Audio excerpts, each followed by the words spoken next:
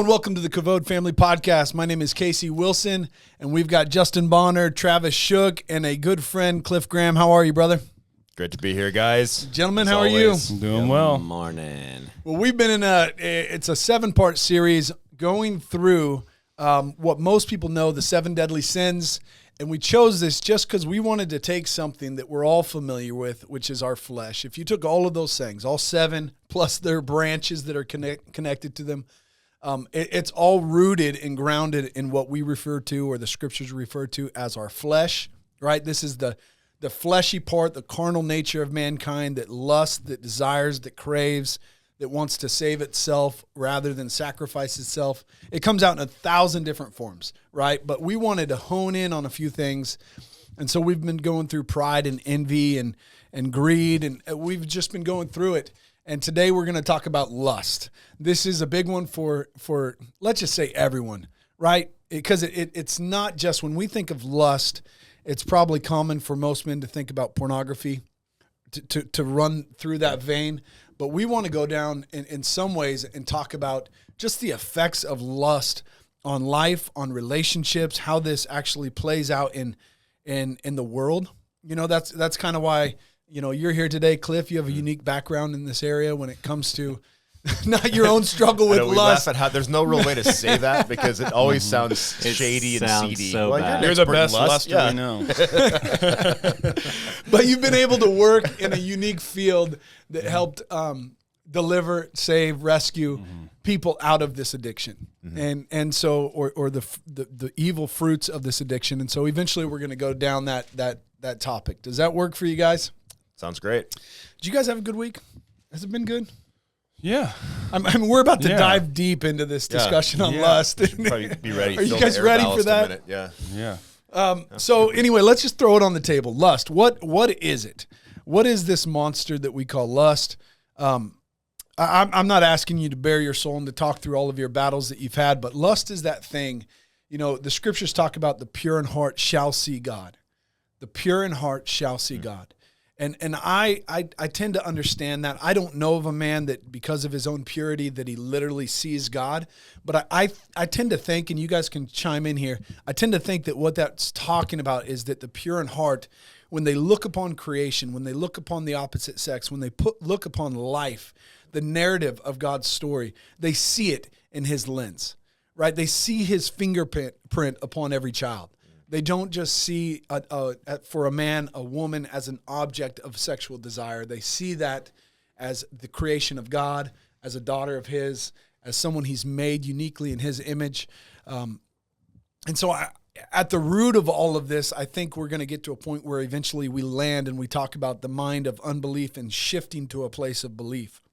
Being able to see something and not just see it for its fleshy value, right, and craving it, desiring it, lusting over it, but seeing it for what God has made it to be. I mean, that's where we all want to land this ship, that we would go through life looking upon really everything, finances, money, power, sex, all these things. We would look upon them and we would understand them from God's vantage. And it's impossible to do that without him being the focal point, him being the prize. Here I go again. But it's literally, you can't do it, or you're working out salvation. You're working out the ability to work your way into heaven, to do the right things. But if your heart isn't behind it, it's just meaningless acts. Oh, man. You have to lose yourself in him, and then in that you see the value in not doing it and protecting those people and covering your sisters and all these other things. Yeah. And it's honorable. Before, it's just like do's and don'ts. You're smacking the hand, don't do that. Don't do that. You don't understand why. Like, what's the point, you know? Right. It's that external stimulation rather than the heart motivation of, wait a minute, I see differently. I feel differently. I want to align my emotions with his emotions because those are the right emotions. And that's the only way it truly gets resolved. If not, you're like a kid doing something your father told you not to, and you do it just because he's not watching. Yeah. Right? You try to get away with it. And I guess maybe even the word lust, always going back to what does a word itself mean, we automatically assume it means sexual temptation, you know, tied to craving. That's what we go there quickly. I think the scripture is pretty broad, and lust is any kind of, I wrote down, unauthorized craving for satiation, right? An unauthorized craving for satiation. So you can have a lust for alcohol, you can have a lust for praise, you can have a lust for glory and honor. I mean, you can have an unauthorized craving for satiation, right? As finite beings, as bodies, as people, we have cravings that occur all the time. By midday today, if you haven't eaten yet, you're going to start having cravings for something, right? Well, to go in and eat food is not an unauthorized satiation of that craving. What lust, I think, implies is that what is that stirring within you that is driving you to have an unauthorized, it's very military sounding, but it always worked for me to think, what's an unauthorized craving I'm having right now? So like sexual fulfillment, that can be a very healthy craving in the right context. It's designed to be healthy. But if that craving is not channeled the right direction, it's an unauthorized craving, right? I mean, that's just starting with that word, what that word means. So take that, put it in modern culture. If you grow up today, unlimited access to, through your phone, to the internet, to the web, to countless images, whatever you pretty much want nowadays, right? Visually accessible. And if you're 10, 11, 12, 13, 14, 15, and you have access to a cell phone or a computer, and you haven't grown up in a home where they're actively trying to control and govern this thing, right? It basically means that you begin to develop that satiation, that desire daily, multiple times a day, right? You find like almost like I have to get this experience multiple times throughout the day, and that is not the way that God actually created our sexual nature, that we would just live to engage in that and that alone. Are you tracking with me? Yeah. I think that part of this, whenever we started this series, was talking about the fact that pride is kind of like the tree, and then these other 6 deadly sins sprout off of that, because pride is ultimately like the key of everything, right? It's why Satan fell. It's why Adam and Eve fell. And I think whenever you're defining something like lust, looking to examples in the scripture, you can go 1 John, Matthew 4, and Genesis 3.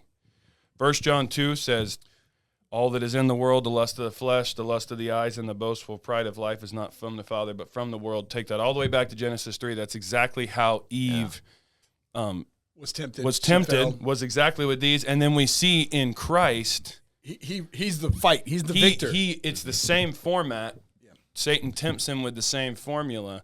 But ultimately, there was this statement that I heard recently that I thought was really good, and it says, everything you think, say, do, and feel is making a statement about God.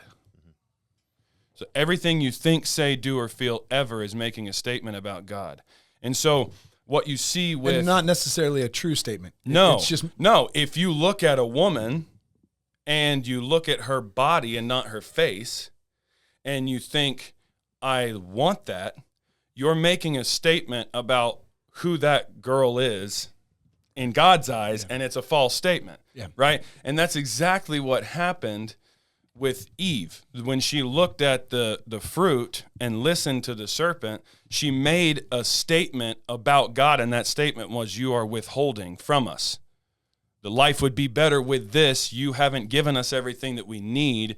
But what do we see as the solution? Not to jump to that part of the episode yet, but what do you see? It's the truth. It's what Travis is talking about. The antidote to that is the truth. Yeah. It's not, now this is going to sound controversial, it's not prayer. The antidote is truth.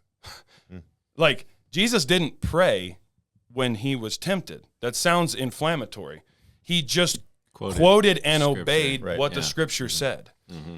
Like, do you see what I mean? That sounds like non-Christian to say the answer is not prayer.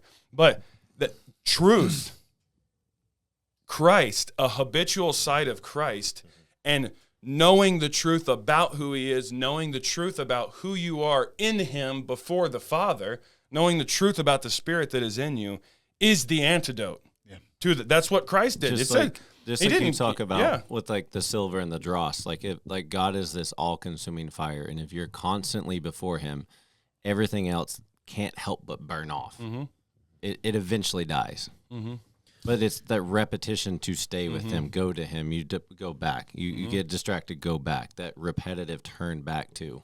Well, I wonder if so theologically we can wrap our heads around, what pleases or doesn't please God about this, and it's all very true. And I think what can happen is in the day-to-day practice of life is you just have a dude who means well. This is where my heart usually breaks the most, because the guy that's actively choosing wickedness, this is not a podcast for that guy. It's just not. That person is in darkness and they're not. We will pray for them to then have the Spirit, right? This is about the average. To me, the conversation right now is about the average Christian man who doesn't want to be addicted to porn and doesn't want to. I believe help my unbelief. Yeah, exactly. They're men who intentionally want to wage war in this area. Let's put it that way, because I think it's too broad of a topic to try to lump all of that in. Sure. Because there are evildoers doing evil that we can't talk to at this point. So the Christian man listening who says, "Okay, these are all great truths. What is the fundamental breakdown of what is causing me to struggle in this way?" And it is gendered. There's no way around that. Men have more testosterone. Men have more sexual drive than women, regardless of what the world tells you. It's biblical. It's there over and over and over and over again. Men are just simply more driven that direction. Not every man over every woman, and I hate adding qualifiers all the time. We can all just agree in a general sense, right? Yeah.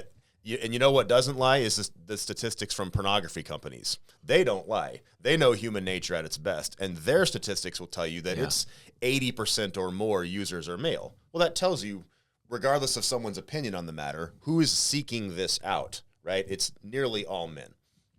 All right, so with that in mind, I think what happens, Casey, is what creates the sense of lust is our fallen flesh nature. Theologically, we have sin that dwells within us, like Paul says, "In my flesh dwells no good thing."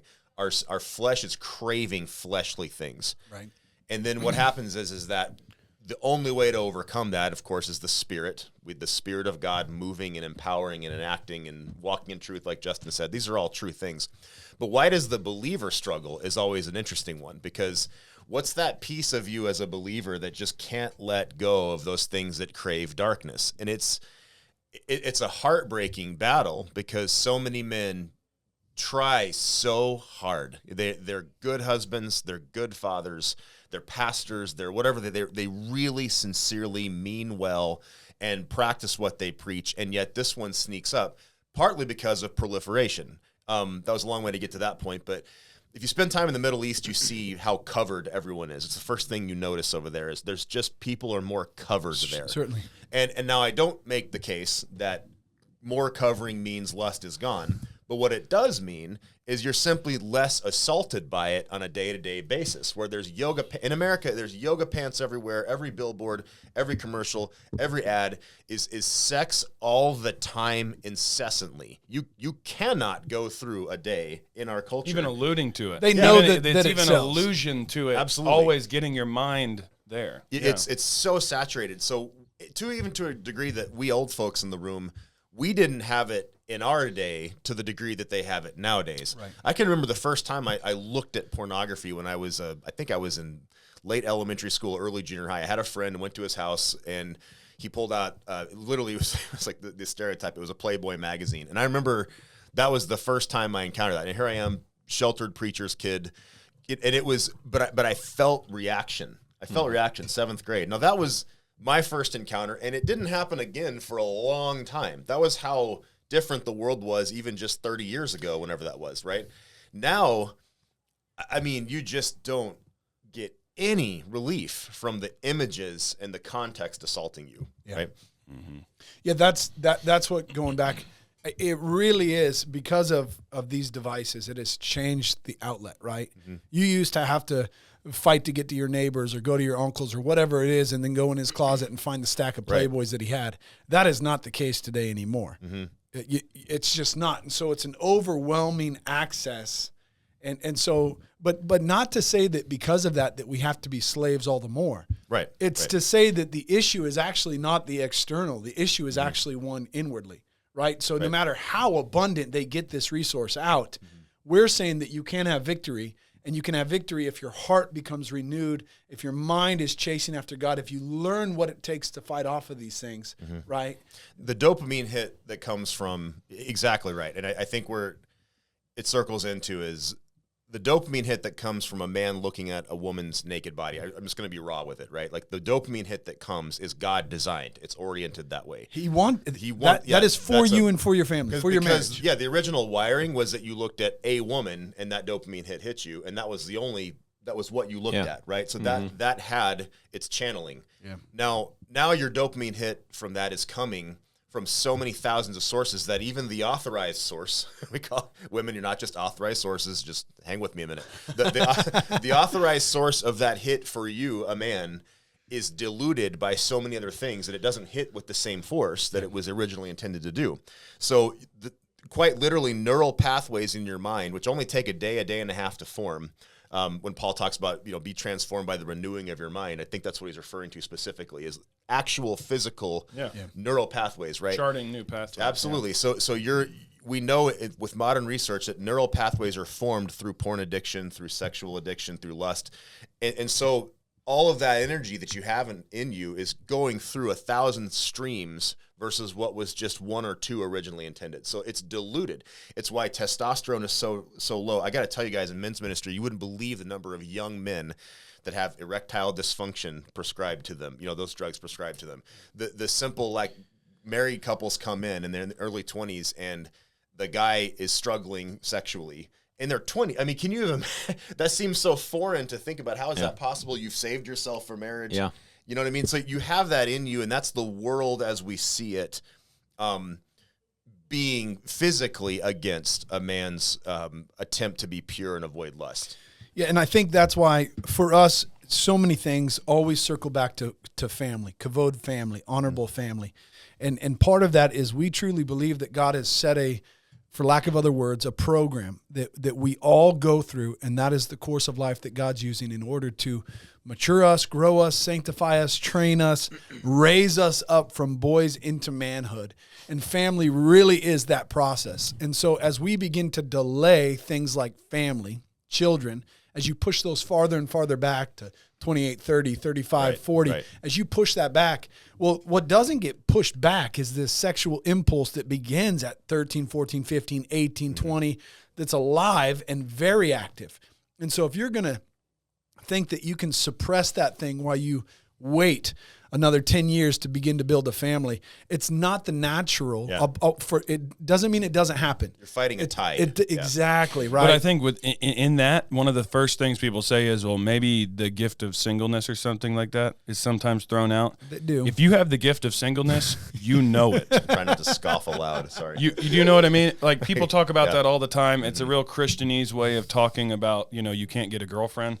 But that sounds awful. Gift of singleness. Well, they talk about Paul, how he wasn't married, even though he probably was, and his wife left him when he became a Christian. That's another thing. But that gift of singleness, you'll know if you're called to singleness. Mm-hmm. You know what I mean? But for the majority of people, what you're actually doing, let's just be very honest, is that you want to give your 20s, and this goes back to the podcast Casey and I did on Jonathan Edwards' resolution. Yeah. Mm-hmm. What you're really doing is that you're giving the best years of your life to yourself and to your flesh. Mm-hmm.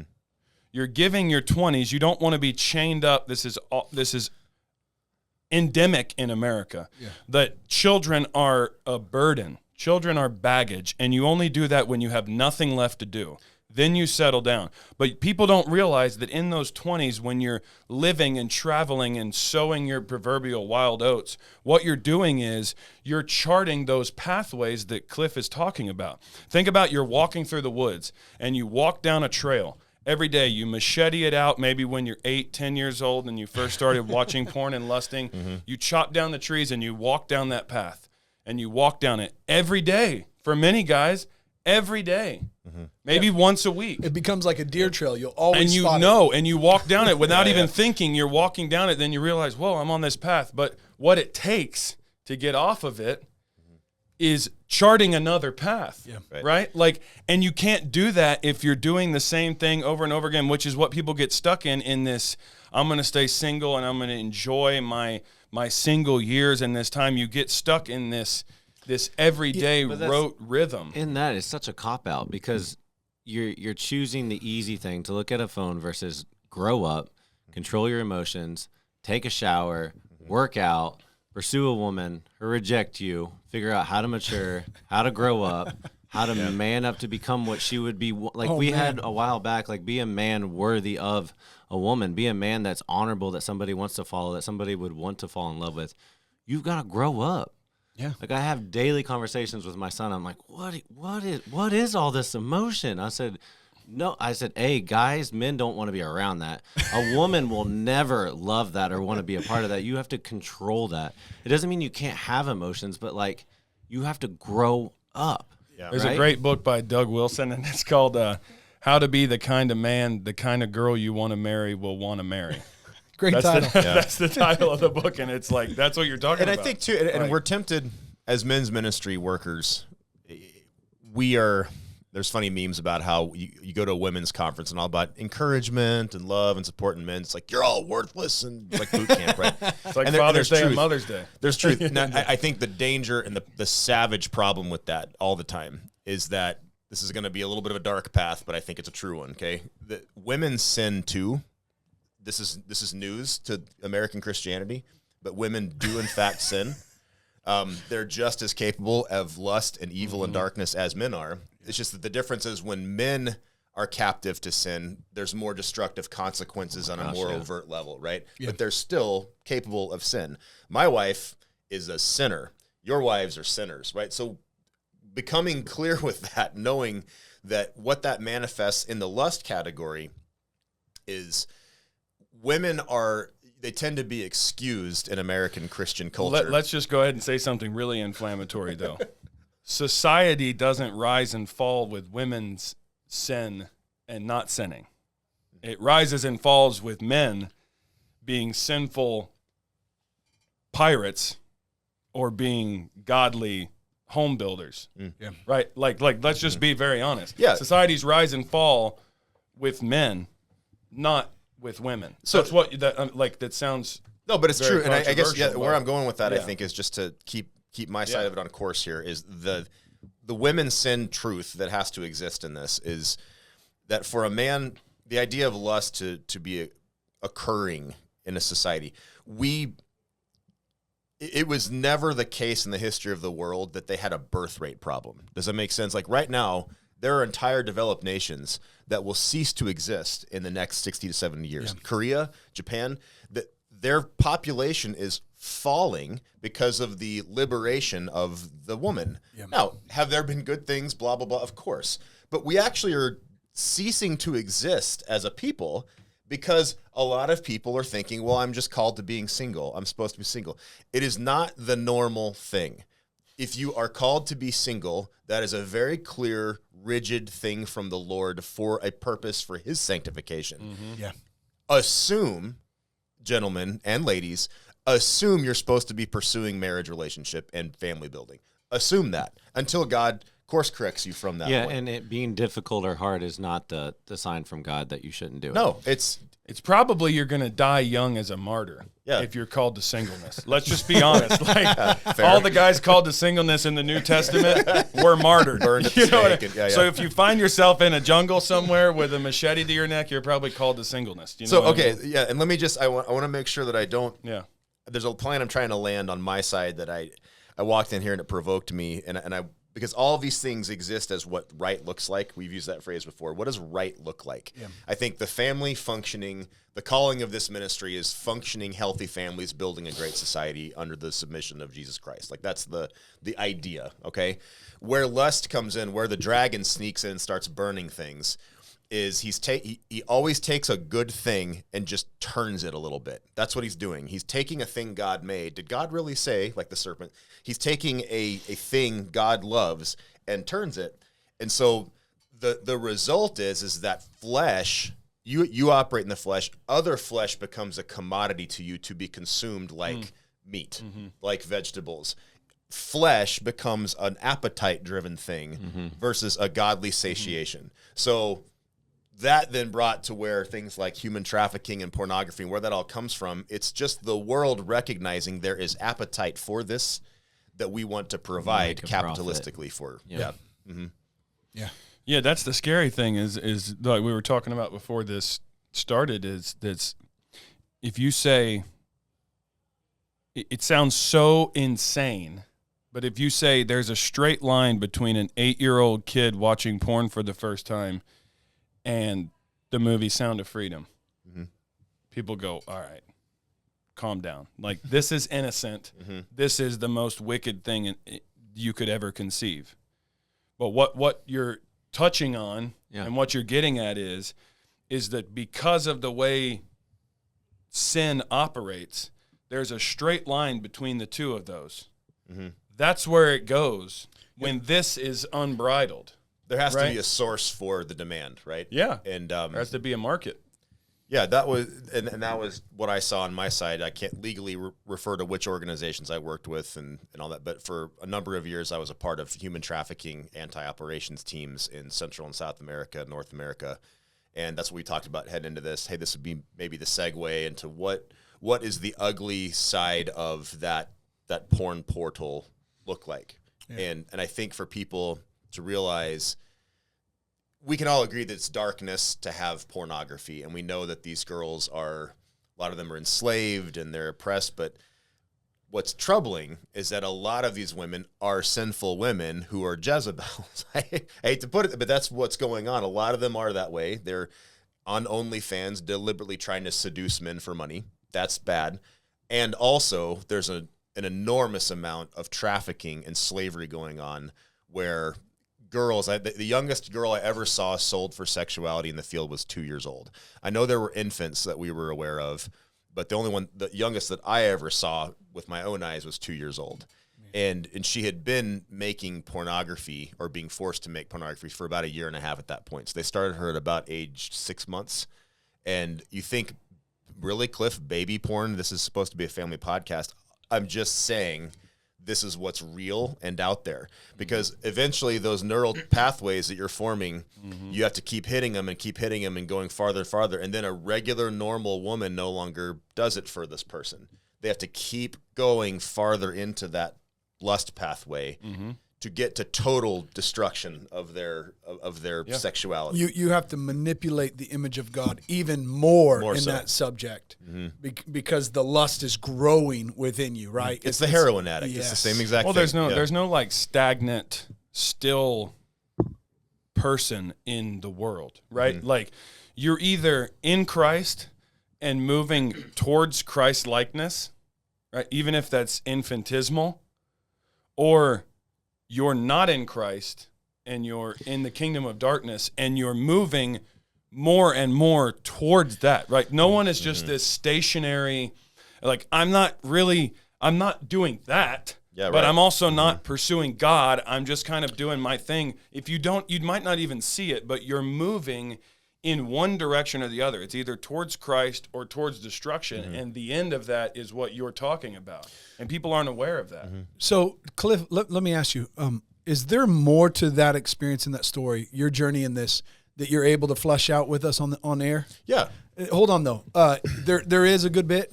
There is, yeah. Okay, so maybe let's do this. Let's land the plane with this episode.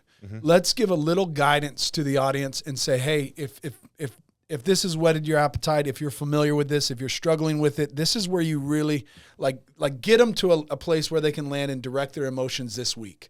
Okay, as they're listening this week, as they turn off this episode before you go to work, what would you tell a man to do as he wakes up for the day? And then let's dive into another episode right after this. It will follow this one when it gets aired, and we'll just kind of go down your story and share kind of some of the abuses of where this goes and the effects of it in the real world situation. Does that work for you guys? Yeah. I mean, I would say this to the guy listening. Here's hope, okay? Hope in the gospel, prayer, all that is the air we breathe, okay? But specifically as an action item, it only takes about 1.5 to 2 days to start the process of rewiring your brain. Now, that's a weird thing to say, Cliff, but just bear with me a second. if you can not look at pornography for a day and a half to 2 days, already you are shriveling out those parts of your brain that are hooked on it and the dopamine tied to it.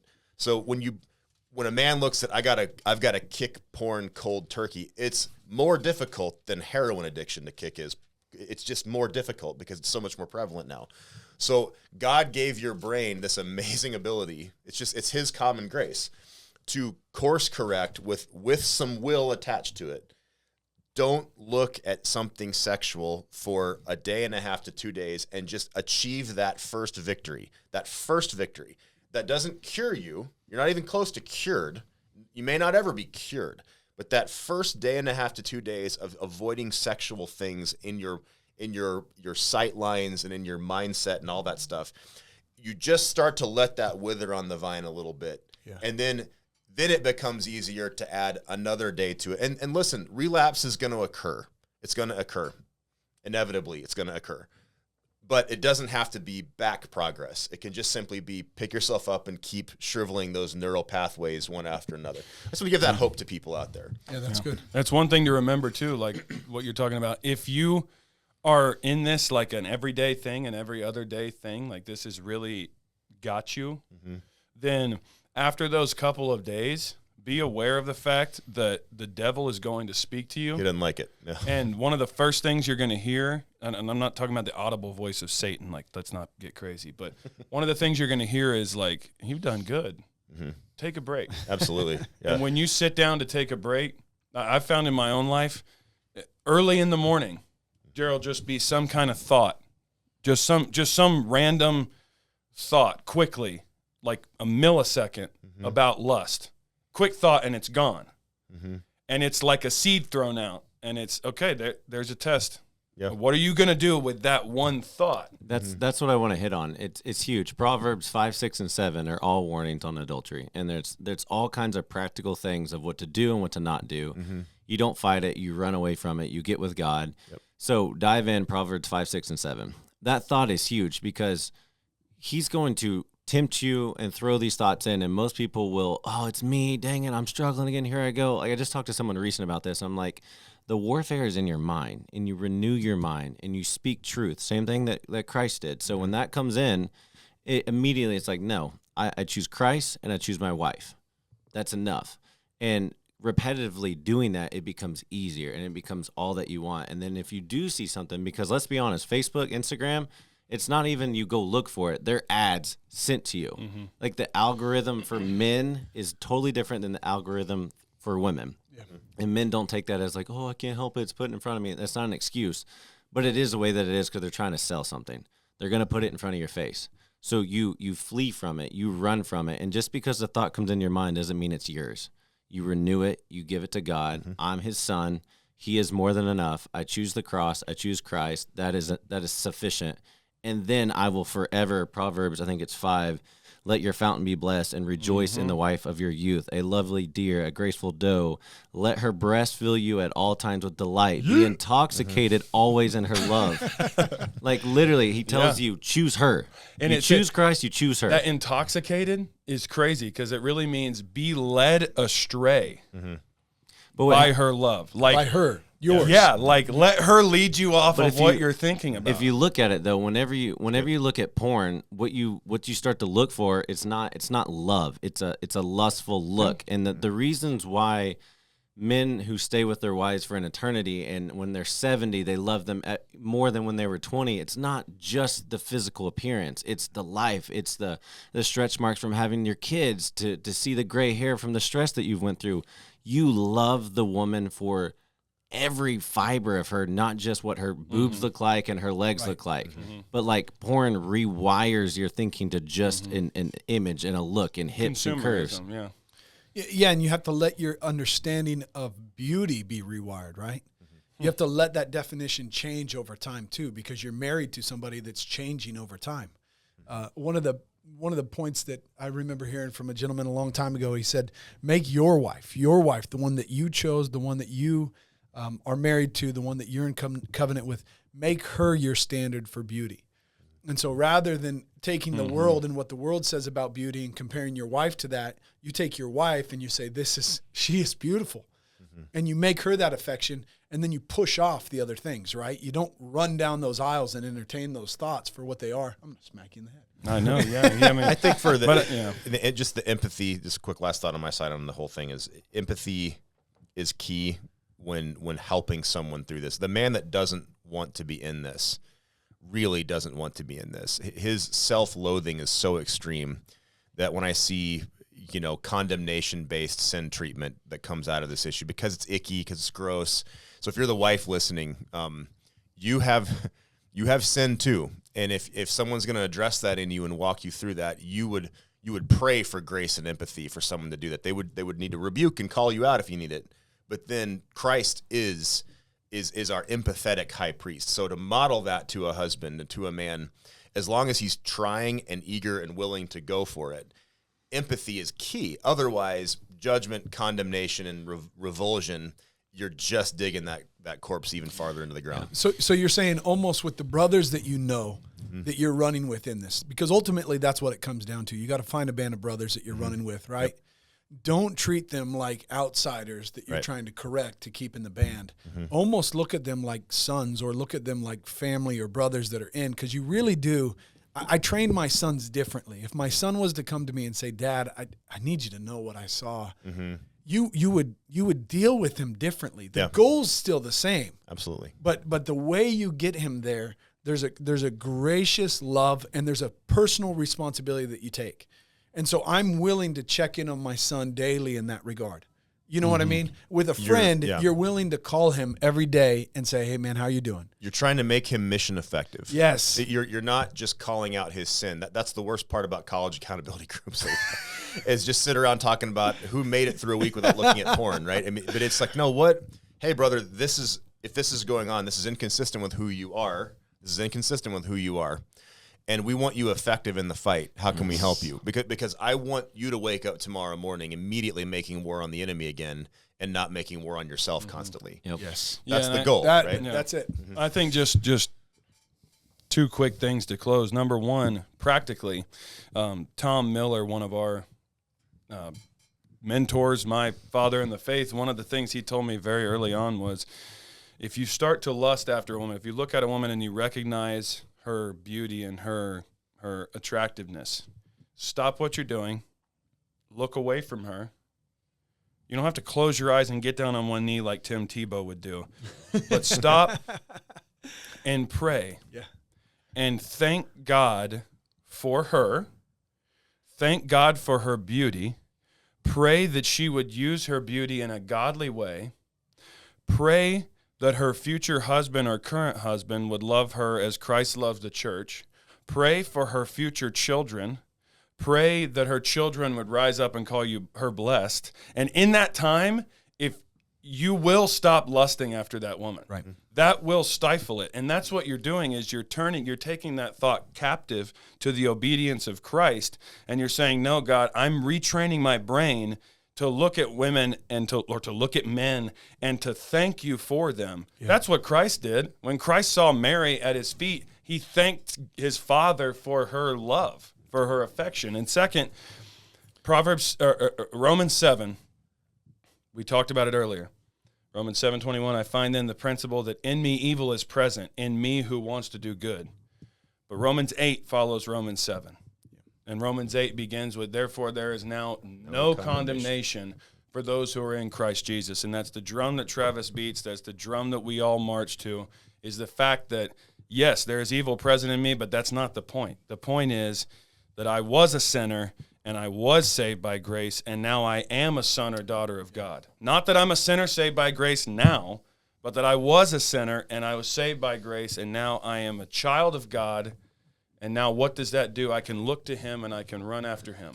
And there's a story from Todd White, and he literally verbatim did this. He said he had a friend, because he was, I think, I don't know what drug he was on, but his father in the faith, Dan Moeller, said, no, you're God's son, you're going to stop. And eventually he stopped. But he had a friend call him. He's like, hey, I'm addicted to sex. I keep going out with prostitutes. And he said, every single night that you're tempted, call me. He called me and say, I messed up. I messed up. And every night he says, you're God's son, you're done. You're God's son, you're done. Todd White said he called for like 4 months. And then on that 4th month, this one day he was done, never did it again. He has an amazing family. But it was the repetitiveness of your God's son. This is your image. This is your identity. You follow him. You stay here. This is your lane. Well, if you've made it this far, please grab a hold of the next episode that we're going to do. It's a difficult story, but it's a true reality. And one of the things that you can do to help fight this is to understand the depths of darkness that's behind this evil. Okay. And so Cliff's going to stick in. He's going to stay with us. He's going to share a little more of his story, his background, helping see girls set free from sex trafficking. And we're going to dive into that a little more and kind of give you some fuel for this fire. So if you've enjoyed it, share it with a friend. Thank you very much. Enjoy your day.